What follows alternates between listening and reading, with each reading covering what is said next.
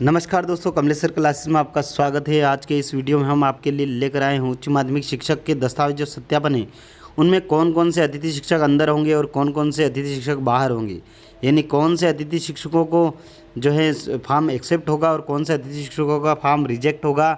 ये जानकारी आपको इस वीडियो में मिलेगी। आप हमारे पूरे वीडियो को देखिए ताकि आपको ये समझ में आ जाए। पूरी जानकारी आपको एक वीडियो में ही मिल जाएगी। तो चलते हैं स्क्रीन की तरफ और आज जो आदेश आया है 2 जुलाई के दिन डीपीआई से, उस आदेश को पढ़ते हैं। आदेश आया है 2 जुलाई 2020 को लोक शिक्षण संचालनालय मध्य प्रदेश के द्वारा 2 जुलाई यानी आज ये आदेश जारी किया गया है। जारी इसलिए किया गया तो कुछ जो बिंदु हैं दस्तावेज सत्यापन के, उनमें जिला शिक्षा अधिकारी और संभागीय संयुक्त संचालक इन्होंने जानकारी मांगी थी, गाइडेंस मार्गदर्शन मांगा था। उसके बदले में लोक शिक्षण संचालनालय ने कुछ जानकारी के लिए आदेश दिया है और वो क्या है हम पढ़ते हैं। संभागीय संयुक्त संचालक और जिला शिक्षा अधिकारी को दिया गया है। विषय है उच्च माध्यमिक शिक्षक और माध्यमिक शिक्षक पद के जो अभ्यर्थी हैं उनके मूल दस्तावेज से सत्यापन की समस्याओं के निराकरण बाबत, मतलब जो माध्यमिक शिक्षक और उच्च माध्यमिक शिक्षक के जो अभ्यर्थी हैं जिनके दस्तावेजों का सत्यापन होना है, उनके दस्तावेजों के सत्यापन में कोई समस्या जो आ रही थी जिला शिक्षा अधिकारी और संभागीय संयुक्त संचालक को, उसका निराकरण करने के लिए ये आदेश जारी किया गया है। आदेश में लिखा है कि लोक शिक्षण संचालनालय स्तर पर संभाग समन्वयक अधिकारी दस्तावेज सत्यापन के माध्यम संभाग एवं जिले के दस्तावेज सत्यापन अधिकारी द्वारा दस्तावेज सत्यापन के दौरान निम्न समस्याओं के निराकरण का अनुरोध किया गया है। तदनुसार समस्याओं का बिंदुवार निराकरण निम्नानुसार किया जाए। कैसे करना है बिंदुवार समस्याओं का निराकरण? तो लिखा है पहला, इस जो समस्या का निराकरण जो किया गया है ये सभी अतिथि लोगों को देखना जरूरी है। ये वीडियो उच्च माध्यमिक शिक्षक या माध्यमिक शिक्षक के बाद में सत्यापन होगा, लेकिन नियम यही रहेंगे। इनके जब दस्तावेज सत्यापन अधिकारियों द्वारा यह संज्ञान में लाया गया है कि अभ्यर्थी द्वारा जो पीईबी में आवेदन किया था, आपने जब आपने जो एमपी टेट के लिए परीक्षा से पूर्व पीईबी की साइट पे आवेदन किया था, उसमें अतिथि शिक्षक के अनुभव प्रमाण पत्र के संबंध में अधिक शैक्षणिक सत्रों की प्रविष्टि कर दी गई थी, जबकि दस्तावेज सत्यापन के दौरान अभ्यर्थी द्वारा कम शैक्षणिक सत्रों के अनुभव प्रमाण पत्र प्रस्तुत किए जा रहे हैं।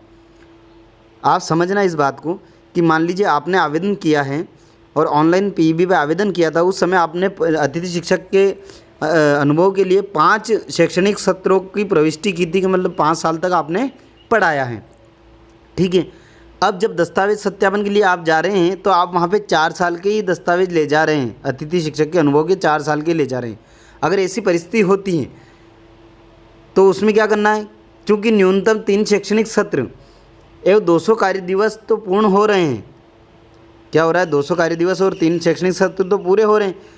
इस हिसाब से यदि अभ्यर्थी द्वारा प्रस्तुत मूल दस्तावेज से अधिक दस्तावेजों से अतिथि शिक्षक के अनुभव से संबंधित उपरोक्त शर्त पूरी हो रही हैं तो भले ही अन्य अनुभव प्रमाण पत्र प्रस्तुत नहीं किए गए हों, इस कारण उनकी अभ्यर्थता निरस्त नहीं की जाएगी। यानी आपने 5 साल का जो आवेदन में 5 साल के लिए डाला था कि 5 साल तक अतिथि में पढ़ाया है, लेकिन जब आप दस्तावेज सत्यापन कराने जाते हो तो आप वहाँ 3 साल का ही साबित कर पाते हो या 4 साल का ही कर पाते हो। जो डाला था फॉर्म में उससे कम आप वहाँ अनुभव के लिए जो सत्यापन के लिए कागज़ ले जाते हो, लेकिन कितना भी कम ले जाते, लेकिन उसमें अगर 200 दिन और 3 वर्ष पूरे हो रहे हैं तो आपकी जो अभ्यर्थता है वो निरस्त नहीं मानी जाएगी। आपका जो फॉर्म एक्सेप्ट कर लिया जाएगा, बशर्ते, मतलब शर्त है लेकिन, परंतु इस तथ्य का परीक्षण अनिवार्यतः कर लिया जाए कि जिन वर्षों के अतिथि शिक्षक अनुभव प्रमाण पत्र प्रस्तुत नहीं किए गए, यदि उन्हीं वर्षों में अभ्यर्थी द्वारा कोई उपाधि नियमित छात्र के रूप में अर्जित की गई है तो उसकी अभ्यर्थता निरस्त मानी जाएगी। यानी आप 5 साल में सिर्फ 4 साल का वहाँ पे अनुभव प्रमाण पत्र लेके जाते हैं तो भी आप वैलिड हैं, क्योंकि आपके 3 साल कम से कम और 200 दिन आपके पूरे हो रहे हैं।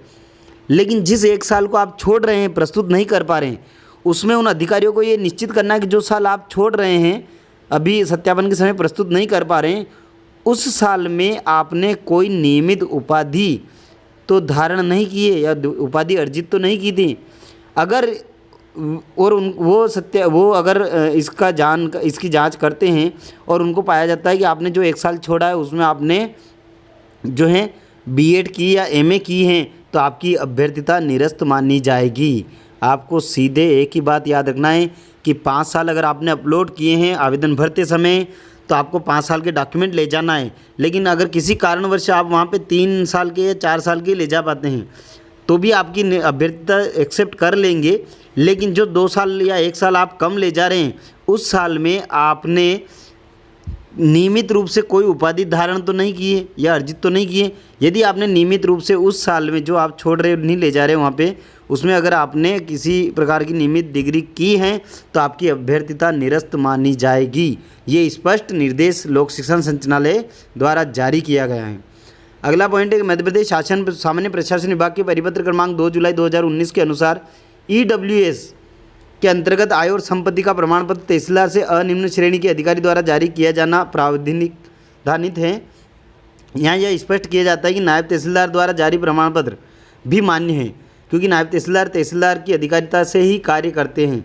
यानी आपको सीधे ध्यान रखना है कि अगर आपका EWS है तो वो नायब तहसीलदार या तहसीलदार द्वारा भी जारी होगा तो भी चलेगा, उसमें कोई दिक्कत नहीं है। आय और संपत्ति का प्रमाण पत्र, ठीक है। तीसरा पॉइंट है दस्तावेज सत्यापन अधिकारी को उनके मोबाइल पर MP ऑनलाइन द्वारा प्रेषित OTP को किसी अन्य अधिकारी कर्मचारी को नहीं बताया जाए, क्योंकि सत्यापन की संपूर्ण जिम्मेदारी सत्यापन अधिकारी की होगी। ये OTP उनका मामला है अधिकारियों का, कि अगर उनको OTP आता है और तब लॉगिन होता होगा या ऐसा कुछ है तो वो जिस अधिकारी के नंबर पर आता है वो किसी अन्य अधिकारी या कर्मचारी को न बताए। चौथा पॉइंट है MP ऑनलाइन पोर्टल पर दस्तावेज सत्यापन के दौरान कोई तकनीकी समस्या अगर आती है तो आपको क्या करना है, वो अधिकारी क्या करेंगे, अपने संभाग के समन्वयक जो अधिकारी हैं उनसे तत्काल संपर्क कर तकनीकी समस्या से अवगत कराएंगे कि इस तरह की जो है कंप्यूटर में या तकनीकी समस्या आ रही हैं, ताकि MP ऑनलाइन तकनीकी समस्या का समाधान कराया जा सके, ताकि किसी भी समस्या का उसका समय पर ही समाधान किया जा सके। पाँचवा है यदि अभ्यर्थी द्वारा अपलोड किए गए दस्तावेज MP ऑनलाइन पोर्टल पर प्रदर्शित नहीं हो रहे हैं तो ऐसे प्रकरण को संभाग के समन्वय अधिकारी से मार्गदर्शन प्राप्त कर प्रकरण का निराकरण किया जाए। कभी कभी क्या होता है, जिस व्यक्ति का वो सत्यापन कर रहे हैं उसके दस्तावेज जो अपलोड किए गए हैं वो MP ऑनलाइन के पोर्टल पे दिखाई नहीं देते हैं, प्रदर्शित नहीं होते हैं। तो इसके लिए उनको क्या करना है, उन कर्मचारी या अधिकारियों को अपने संभाग के जो समन्वय अधिकारी हैं उनको ये बात बताना है, उनसे मार्गदर्शन प्राप्त करना है ताकि वे इसका निराकरण कर सकें।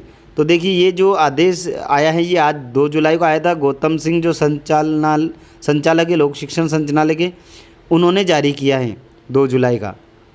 दोस्तों अगर आप हमारे चैनल पर नए हैं तो चैनल को सब्सक्राइब कीजिए, वीडियो पसंद आए तो वीडियो को लाइक कीजिए और शेयर कीजिए, ताकि आपके और भी मित्रों को इसकी जानकारी मिल सके और उनका कन्फ्यूज़न दूर हो सके। इससे संबंधित सत्यापन संबंधी और भी वीडियो हमारे चैनल पर उपलब्ध है। आप प्लेलिस्ट में जाके न्यू वैकेंसी में जाके आप देख सकते हैं।